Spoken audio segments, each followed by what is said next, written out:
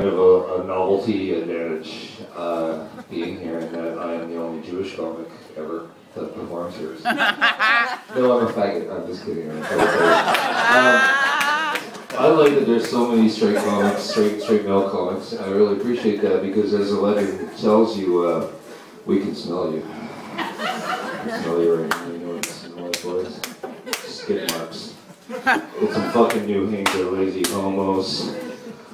I know I'm gonna laugh at that, but you know what? I'm not saying that straight guys are just lazy faggots, but if you challenge any of them to a sword fight, only 3 out of 5 are ever up to it. The other 2 are just like ready to fall over on the sofa and hope there's a girl there waiting for them. Especially after you roofie them, they're too lazy to make their own fucking drinks. Anyway, if you are in a closet, boys, I want you to know that your girlfriend, she already knows. I'm sure some of you girls have had to take a boy aside and tell him, you know, well, he dare not face himself. And believe it or not, I was one of those guys. And a very special lady in my life that I lived with for a long time took me by the hand and said, you know, Wade, I'd rather be alone than alive. And I was stunned. I looked her in the eye and I said, really, Mom? And then I pulled the IV drip out of her arm that was keeping her alive. And I think we really set each other free that night.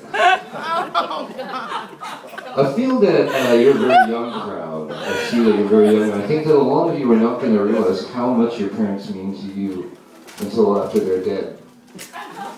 I, on the other hand, realized from a very young age that if I waited long enough, one day my parents would be dead. I like to think that I belong to the parachute club. If I was in an airplane with my parents, I would kick them out without a parachute. I'd love to make a joke about my father, but I can't. He was such a mean, fucking, paranoid, violent asshole. You know? And then he became old, and he became a sweet old man. So I couldn't remember any of the shit that he did. Which reminds me, do you know the best thing about fucking a sweet old man in the ass?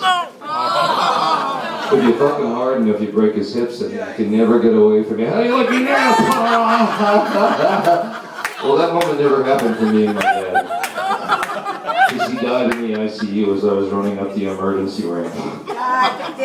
For a long time, I thought the closest we were going to get to that moment was those doors opening and closing, you know, as I tried to run into the hospital. I was 7.